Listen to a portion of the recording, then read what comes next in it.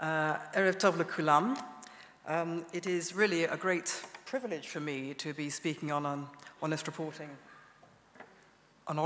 platform, since it's an organization whose work I admire so very much. And I am particularly honored that so many of you have turned out this evening to hear me. My title, as you can see, is The Jewish Diaspora Paying the Price for Gaza. Well, I am all too aware that the people who are paying the price for Gaza are here in Israel. And I just wanted to take a moment to think about those people.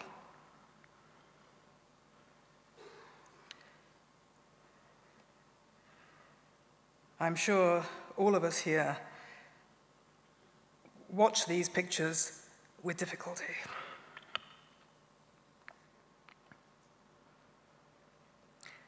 Now, those of you who have perhaps been to the United Kingdom over the past few weeks to see friends or family probably know rather more about the state of community tension there than I do, because I've been here most of the summer.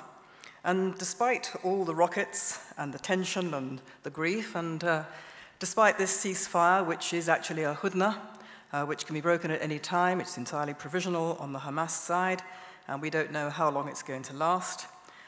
Despite all of that, I have to tell you it's such a relief to be here in this life-affirming place of hope, where Jews are not on their knees, but are fighting for the defense of civilization against barbarism.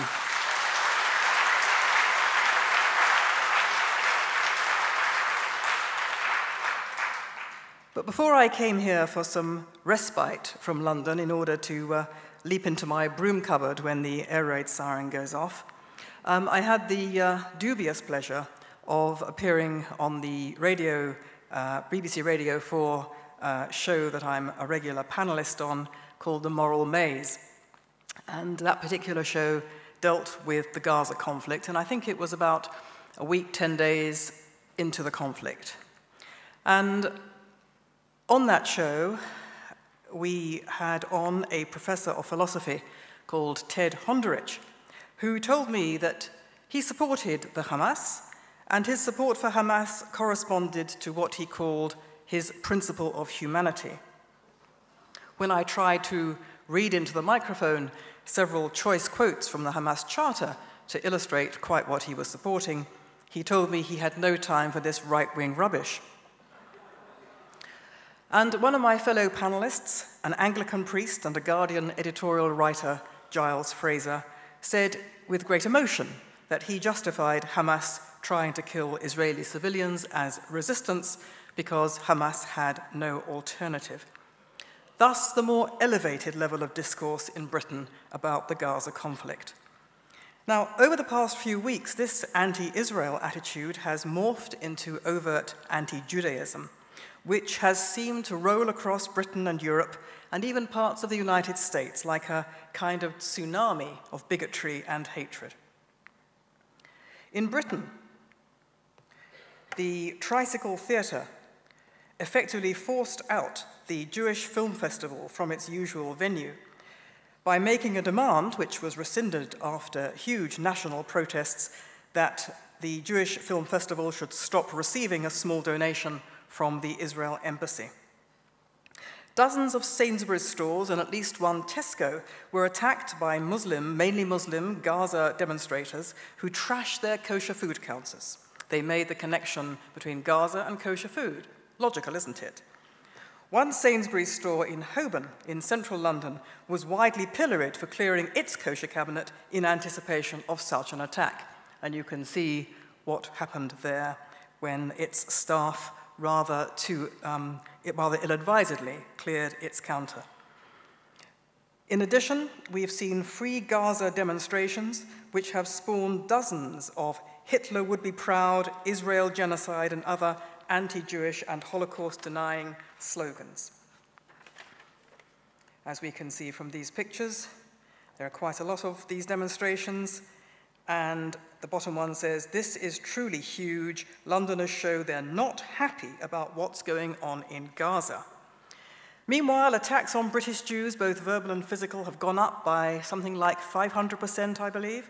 You really do have to think, if you're a British Jew, you really do have to think now 3 or 4 times before coming out as a supporter of Israel. Because if you don't attack Israel for its behavior in Gaza, you too will be accused of tribal support for child killers.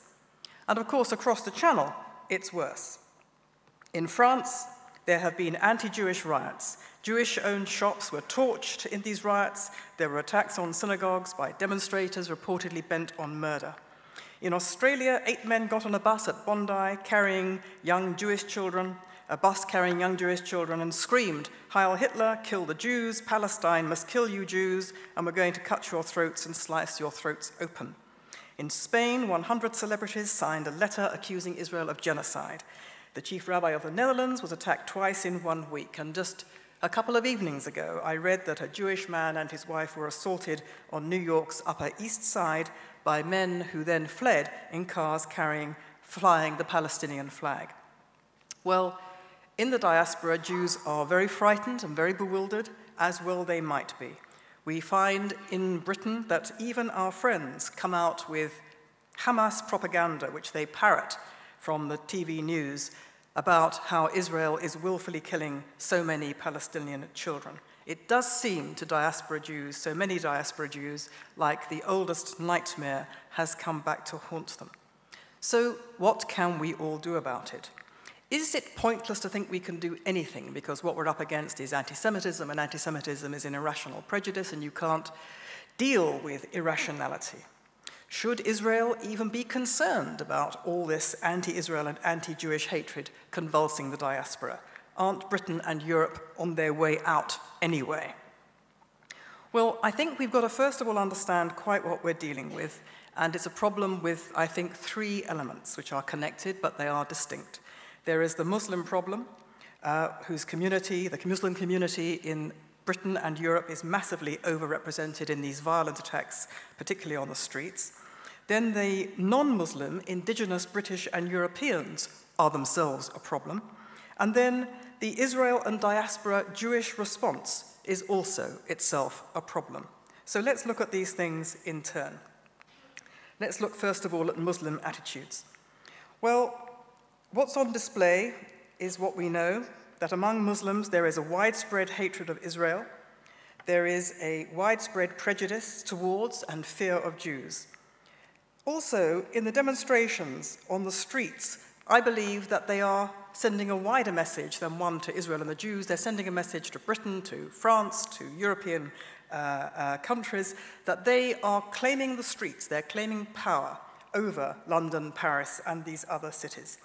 They have signature orchestrated slogans comparing Israel to the Nazis, the Israelis are child killers, and the patently ridiculous claim that the Israelis are committing genocide in Gaza. And the interesting thing about these claims, absurd and awful as they are, is that very often they are a projection of crimes of which they themselves are guilty or would want to be guilty: genocide, child killing, aggression. And this is how they also intimidate the West in general, through a kind of mind-bending projection and inversion onto other people of what they themselves believe and think and want to do.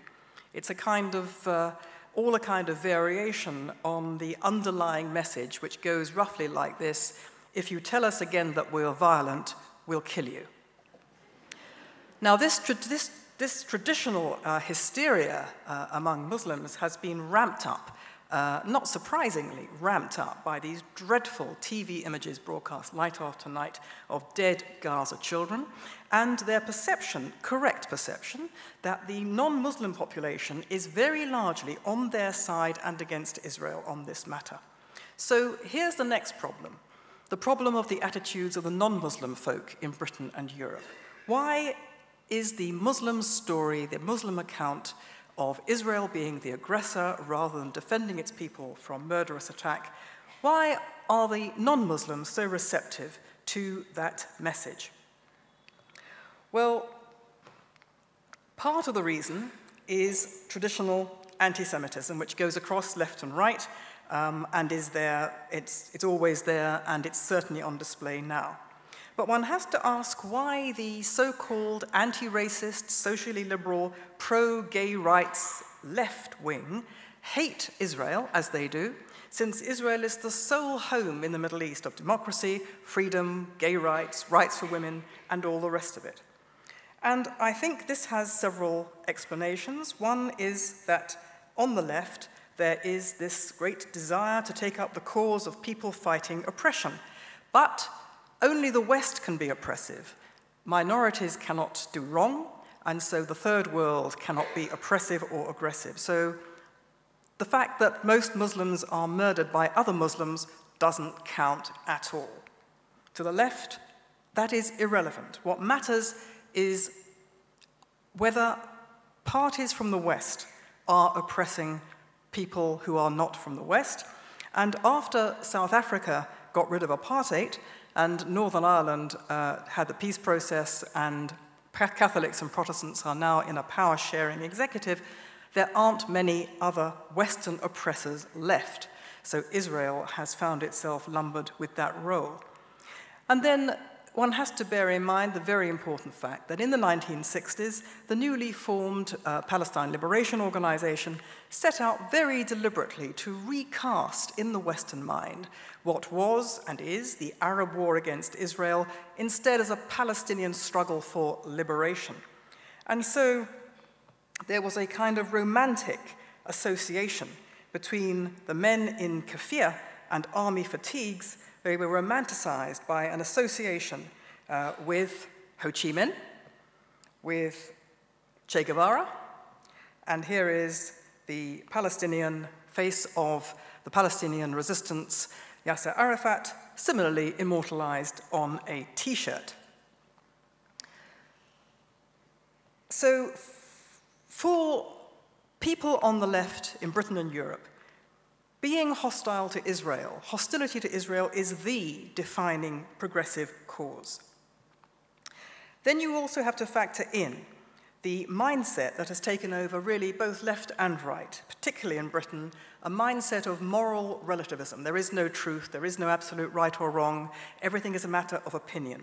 And at root, this abandons biblical-based morality for various ideologies which simply wrench the evidence, wrench the facts to fit the prior prejudice. So ideologies like multiculturalism, which have given rise to political correctness, the doctrine of moral equivalence, which says, to be fair, you must listen to grievances on both sides. So you must listen to the Hamas grievances as well as the Israel grievances. We're British and we're fair, and you have to listen to both sides.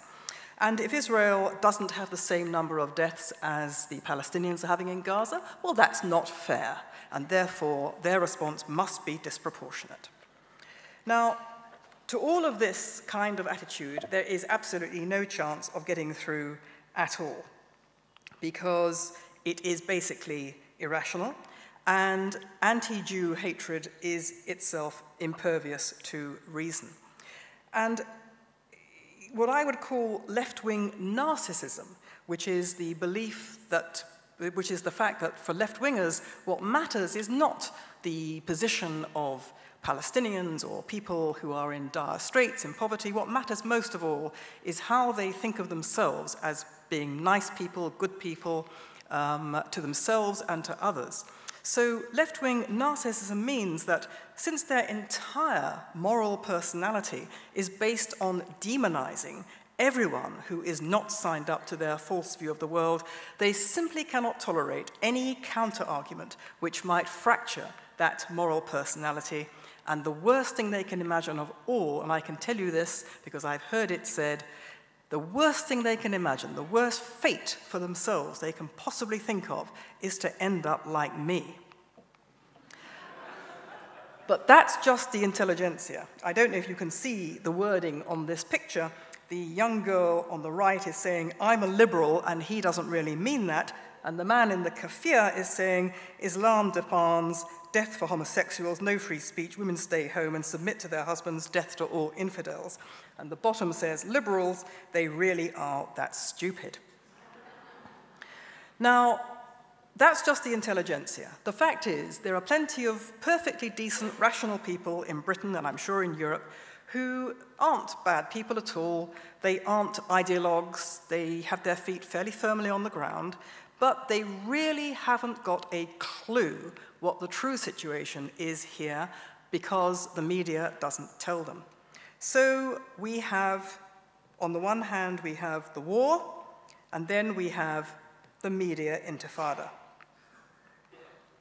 And there it is. This gentleman in the cartoon has a green bandana around his head saying world media. He is saying, this just in from Gaza. And we have, this is amusing, but it's actually true, because we have seen in the past few weeks in Operation Protective Edge a quite unbalanced and obsessional, malign coverage. At the very beginning, Israel was cut some slack. People said on the media and elsewhere, well, what would you do? And that struck a chord. What would you do, Britain, if you were under rocket attack from thousands of rockets? But then the pictures of dead children night after night began, and not surprisingly, people were enraged, disgusted, and horrified. But what they didn't realize they were getting from the media night after night and in the newspapers was a Hamas story. The Hamas casualty figures were repeated by the United Nations. These figures were presented as being representing, they were saying that the overwhelming majority of casualties in Gaza were civilians. This was accepted as axiomatically true. The links between the United Nations and the Hamas were not reported. The fact that Hamas was almost certainly lying was not reported. And so the impression was given almost without exception that Israel was disproportionately hurting civilians and killing children, even though, interestingly, Al Jazeera reported quite early on that couldn't be the case, since the majority of the people who'd been killed at that point in Gaza were reportedly men of fighting age. And since Gaza is made up of half of women and half of children under 18, it quite obviously wasn't the case that Israel was disproportionately killing civilians. There was no reporting of the use of human shields. There was no reporting of the firing of rockets next to schools and clinics. There was no reporting of the Hamas leadership hiding under the Shifa hospital, even though journalists, as far as I can see, were going in and out of the Shifa hospital interviewing them. There was no reporting. And why was that? Well, a clue came from the Foreign Press Association, not an organization normally friendly to Israel, which protested that journalists in Gaza were being and had been harassed and threatened by Hamas so that they couldn't tell the truth about what was going on. Whereupon some journalists who were in Gaza said, well, we never heard anything like this. We were never threatened. I was never threatened. Nobody ever told me what to write. Nobody ever threatened to lock me up or throw me out, so it can't be true. But of course, the explanation for why such journalists had never encountered such pressure was almost certainly because Hamas was absolutely delighted with their reporting. The real problem was not the journalists in Gaza, many of whom take tremendous risks and they're brave and they're working under terrible pressure. The real problem was their editors back home, the editors of the bulletins, the editors of the newspapers, who never said what they should have said. That this report from Gaza is produced under conditions of restriction, of censorship by Hamas. If people had heard that, they would have not believed that everything they were being told was the unvarnished truth. And only this week, I read a very interesting piece in Tablet magazine, online magazine, by a former Associated Press journalist, Matty Friedman, who wrote that in his day, and he said this is still the case, the Associated Press policy is not to inform readers that their story is censored unless the censorship is Israeli.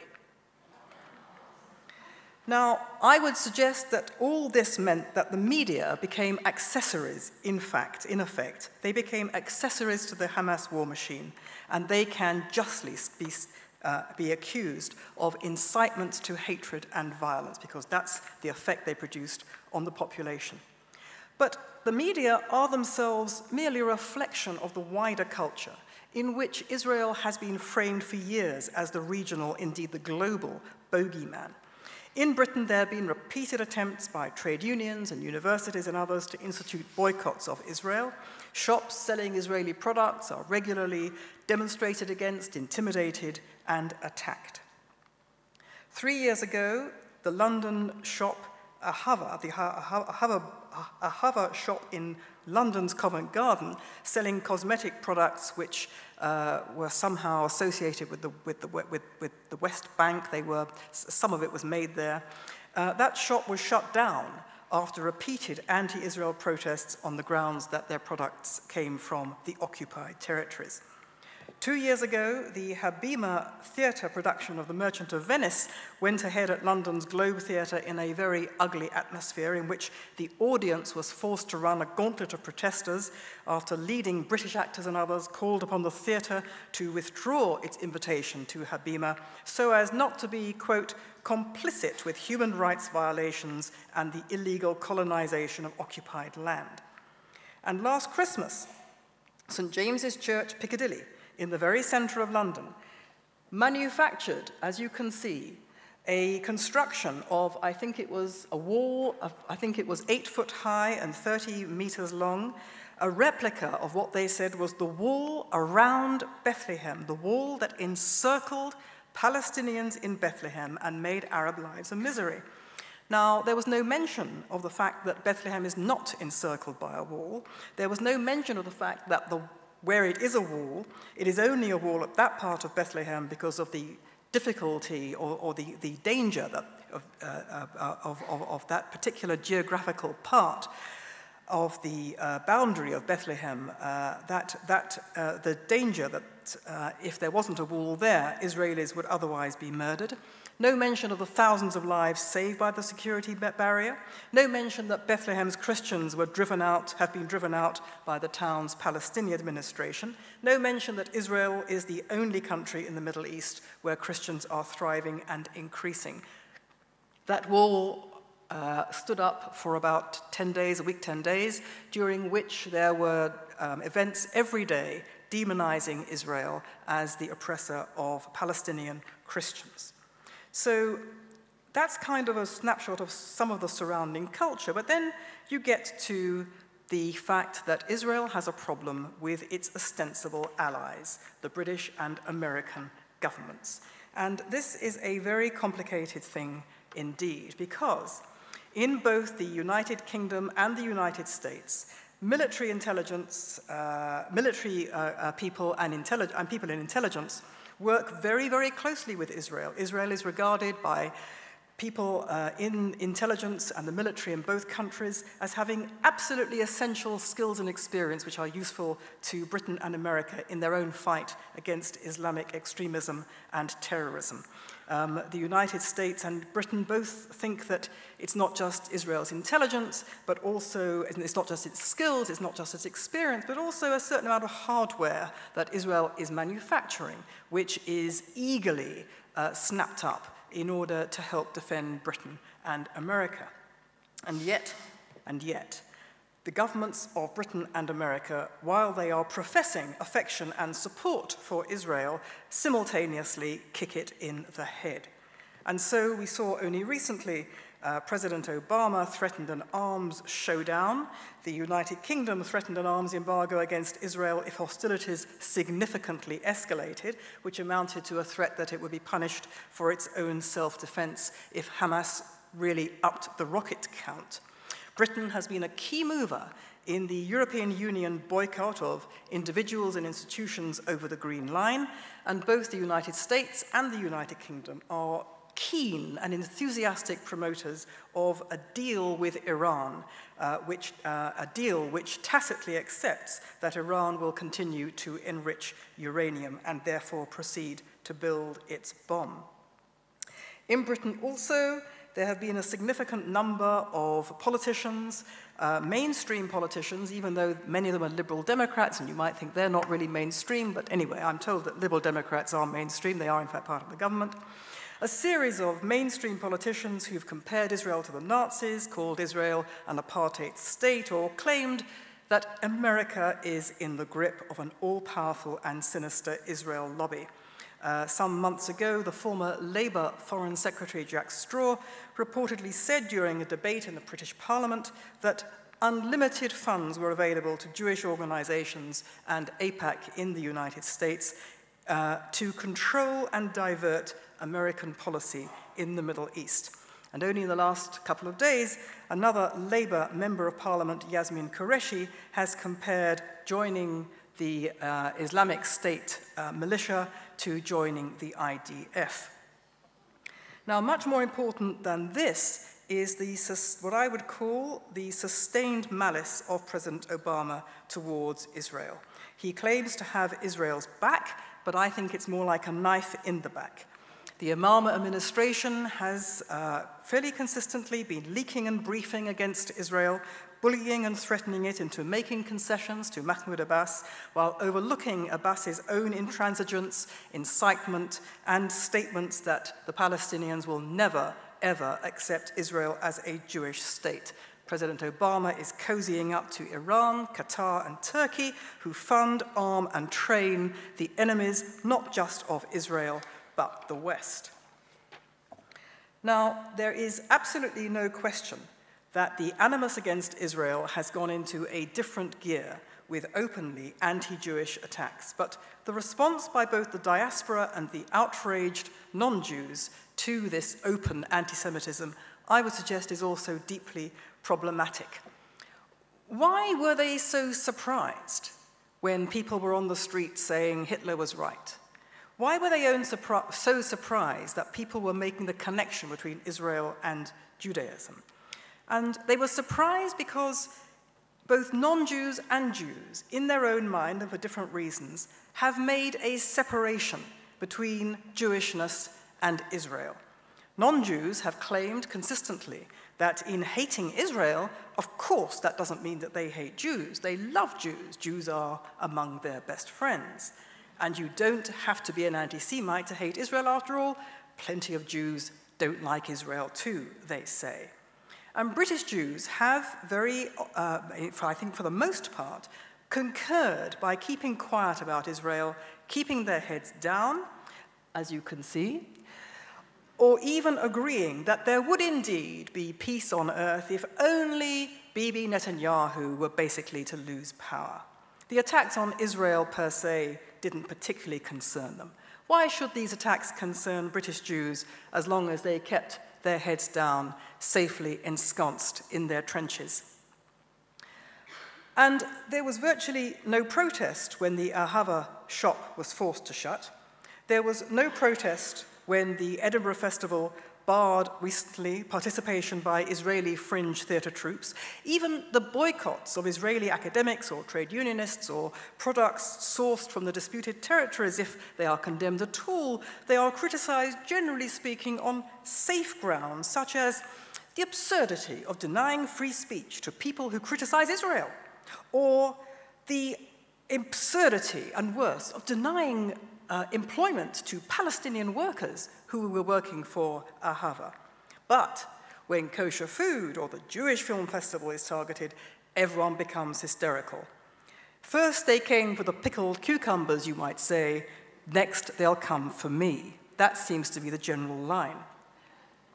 But it's very striking because the anti-Israel campaign is surely wrong in and of itself because it is based on singling out Israel for double standards, an obsessive campaign of falsehoods and demonization designed to delegitimize and destroy it. In other words, Israel is being treated as the Jew of the world, and anti-Semitism is at the heart of that particular animus.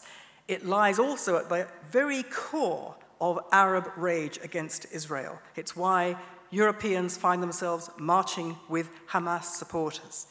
Yet, British Jews are outraged at suddenly finding themselves the targets after all that effort they've been to in trying to pretend that Israel was really nothing to do with them.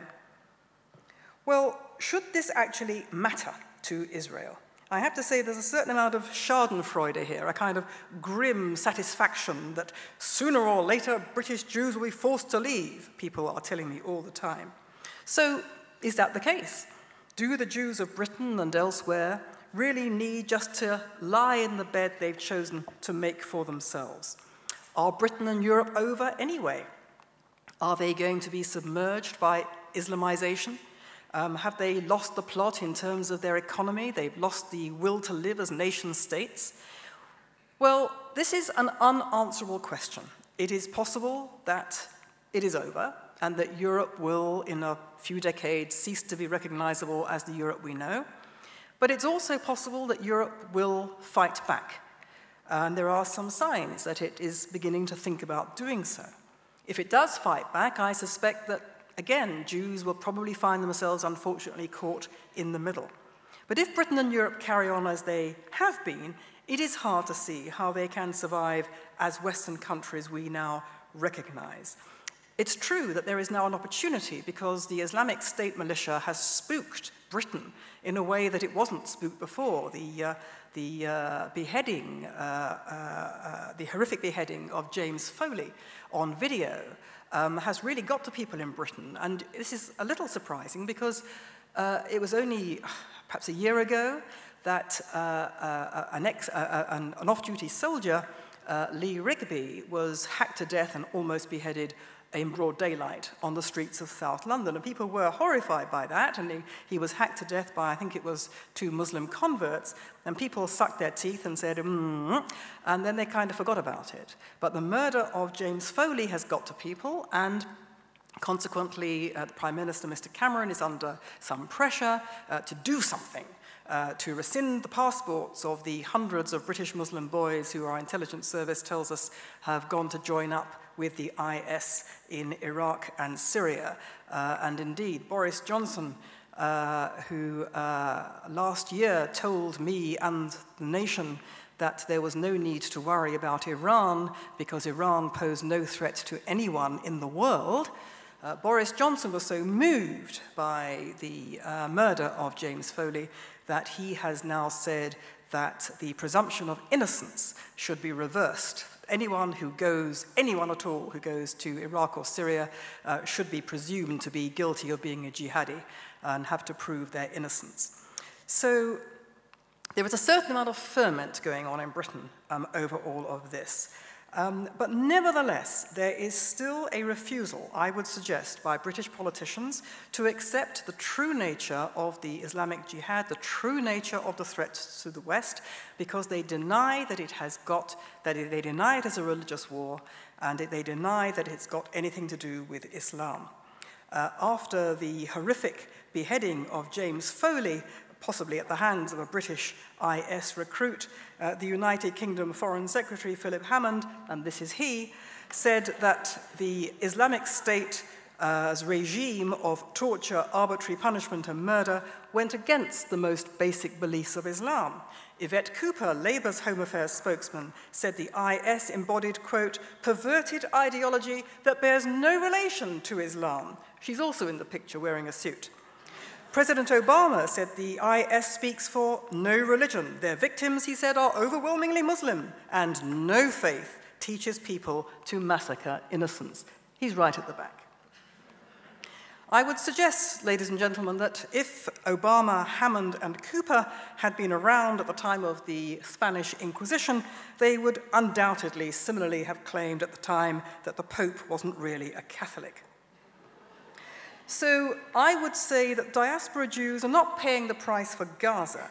They're paying the price for living in societies which, about to go over the edge of the cliff, recognize neither that they are even on a cliff, nor that there are sharks circling in the sea below.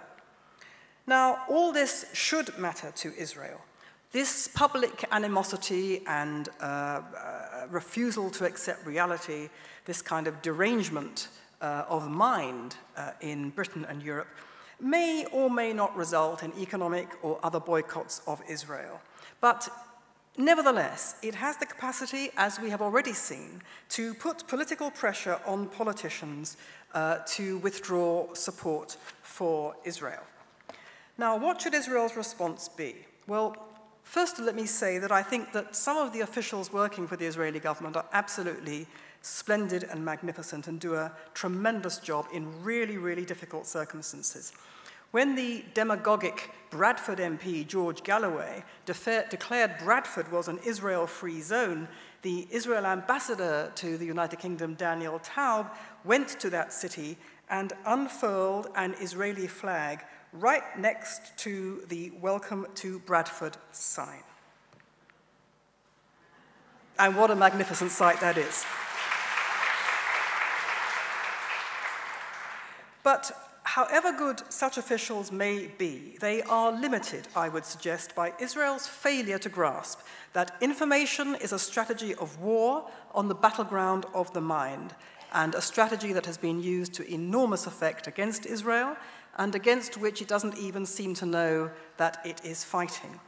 Israel needs a new strategic vision. It needs to have a strategy to combat the psychological warfare strategy being deployed by the enemy and having been deployed so effectively against Israel for around 4 decades now. Israel needs a strategy for fighting this. It needs to get off the back foot onto the front foot and reframe the entire narrative about the Middle East. It needs to do it, I would suggest, in 3 particular ways. It needs to educate the uneducated, it needs to delegitimize the delegitimizers, and it needs, perhaps most important of all, it needs to position Israel at the forefront of the global battle for civilization. Let's look at these briefly in turn.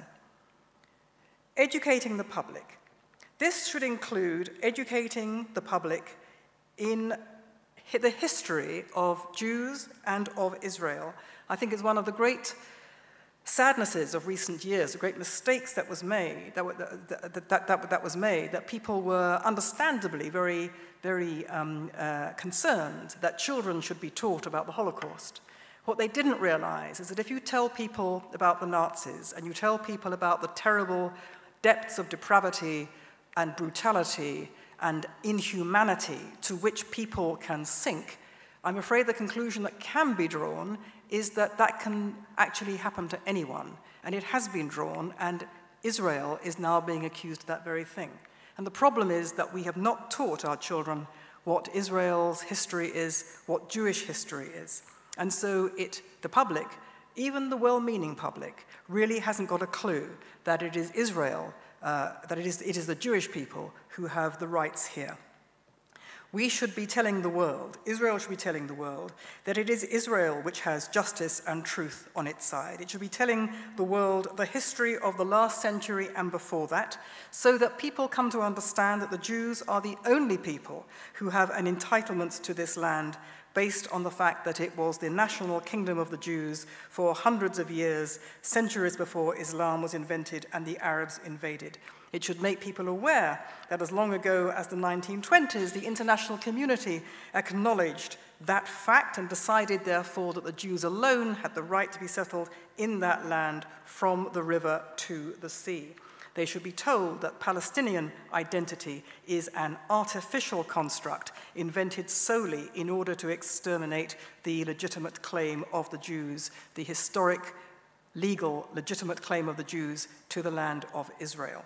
I can assure you that people in Britain have not a clue about this. They think that Israel was formed as a result of European guilt over the Holocaust, as a result of which European Jews with no connection to the land of Palestine, which had been settled for centuries by indigenous Muslims, and it was their country, that the European Jews were plonked in the middle of this land from which they drove out those indigenous Arabs and are continuing to do so.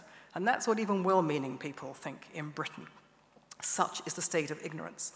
Israel also should be showing the world the reality of Muslim anti-Semitism.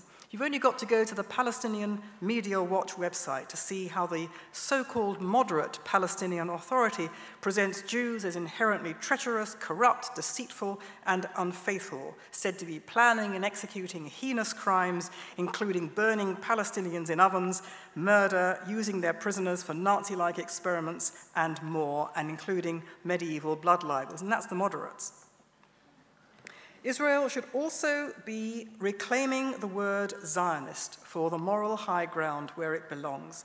People have come to think of the word Zionist as synonymous with fascist or Nazi or apartheid. People need to be taught that Zionism is simply self-determination. And I think they have to be taught something even more controversial, and it will be controversial in the Jewish community too. Judaism is a kind of three-legged stool. It consists of the people, the book, and the land. Those 3 legs are fundamental to Judaism. Take one away and the thing collapses. It's perfectly true. So it's perfectly true, as people will immediately say, but some Jews are not Zionists, so that can't be right. Well, so what?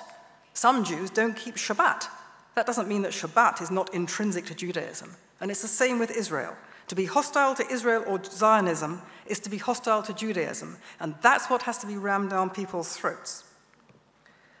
Then we have to delegitimize the delegitimizers, and I'm afraid there are many delegitimizers, including people who purport to be neutral or even the allies of Israel and the Jewish people.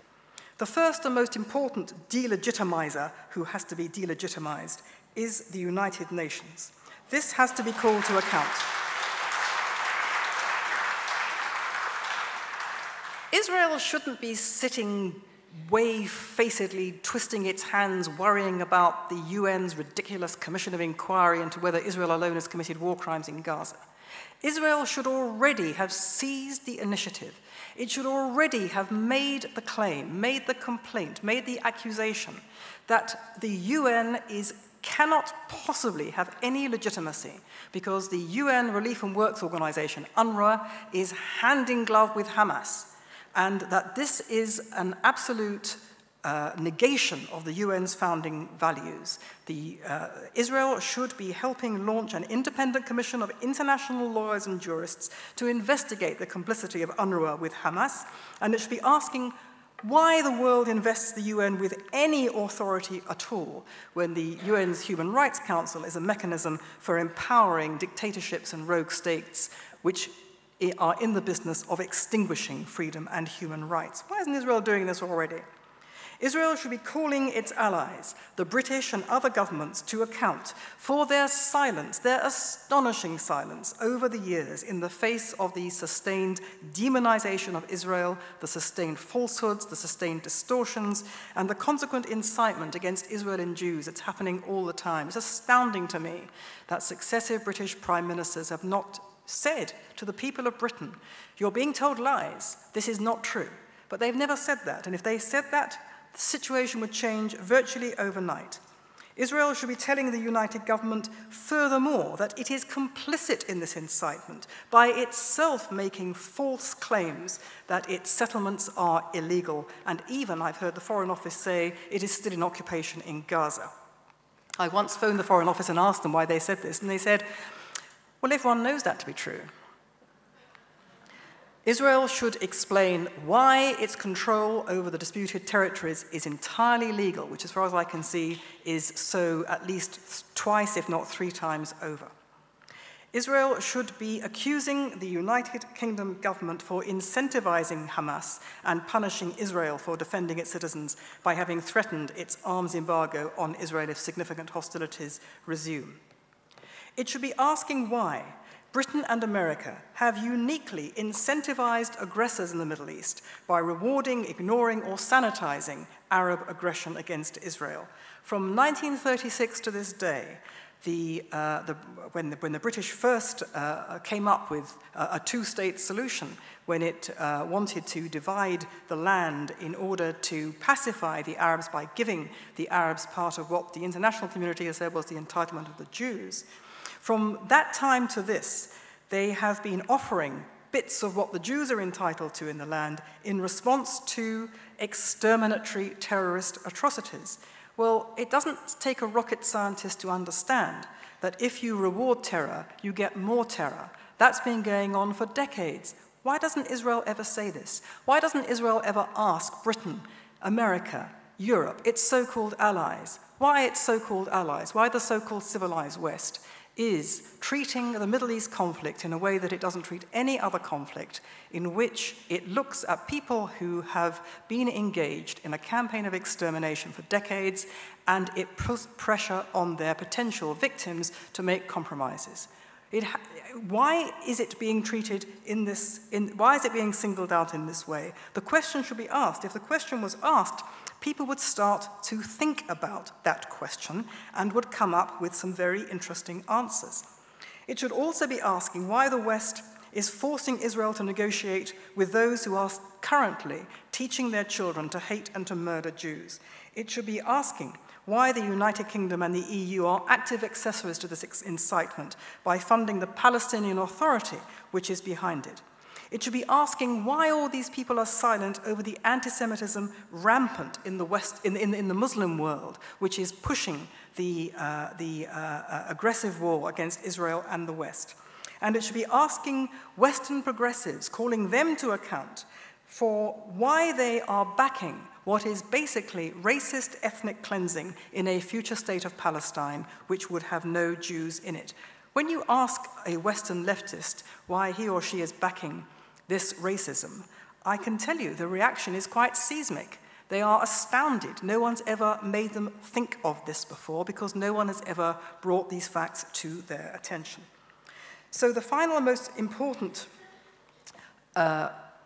aspect of this reframing of the narrative, I would suggest, is to present Israel's fight as not simply a regional conflict, but as putting it at the head of the global fight for civilization.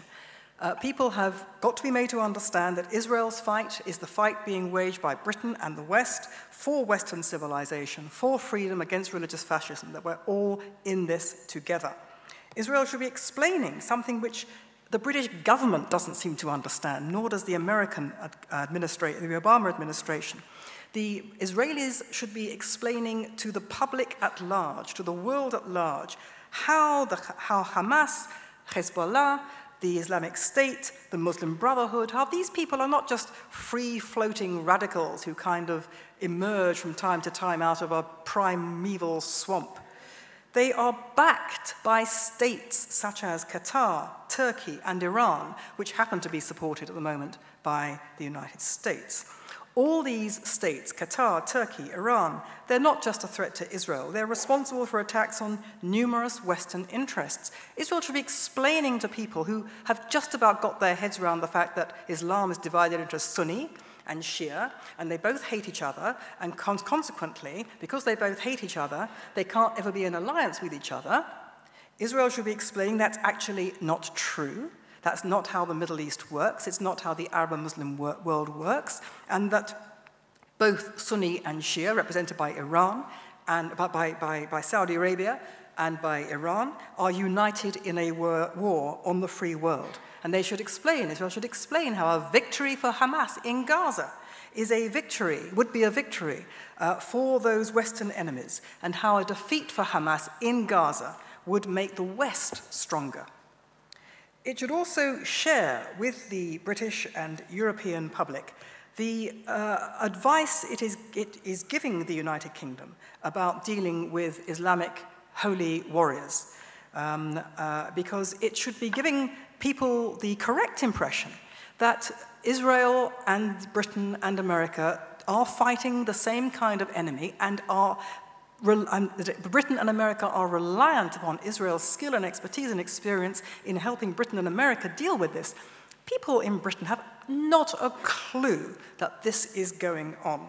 Why isn't Israel telling us all this? It should set out quite why Israel is so vital for Western defenses and what would happen to the West if Israel were to lose. Someone made this analogy the other day, and I thought it was so frightening and so good.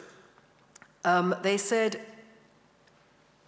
what people in the West don't understand is that the Islamists are about infiltration. That is their strategy. And just as we can now see how they are infiltrating into Israel by building physical tunnels from Gaza into Israel and possibly in the north and possibly from Syria, who knows?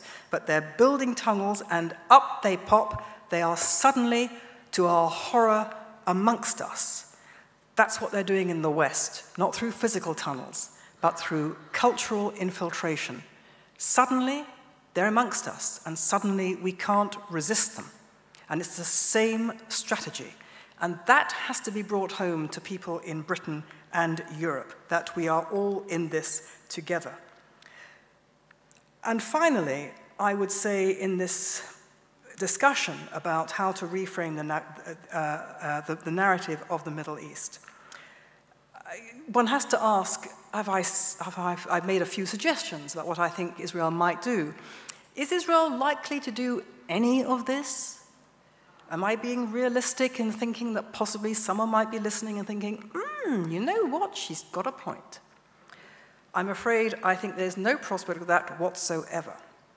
You can't even get off the starting block here to do with the levels of incompetence, and arrogance and ignorance, the turf wars between the foreign ministry and the prime minister's office, it's pretty hopeless. And Israel also makes another point when one says this to them, the Israeli officials, Israeli government people. They say, this is completely unrealistic. You are asking us to upset the entire diplomatic apple cart. You're asking us to insult our allies. We can't possibly do that without Britain, without America, without Europe. We wouldn't have anybody. Well, the result of that is that Israel has been for years prevented from defending itself adequately by those allies who say, yes, we're going to sell you lots of arms on the basis that you don't really use them to kill anybody. The fact is that Israel should have more confidence. Israel is a strong country. In fact, some people think, you know, you look at these great empires, the European civilization, look at the demography, it's going off the cliff. Look at the Islamic world, despite its aggression. Look at its demography, it's going off the cliff. Look at the economies of these countries, not happy. Look at their general well-being, they're very miserable. There's only one country, it seems to me, where the economy is booming, where people have hope in their hearts, where people are having lots and lots and lots of babies, and it's here. And so Israel is a strong country. It is soon going to be, as I understand it, self-sufficient in gas. It will soon start exporting gas. I think it's already exporting gas.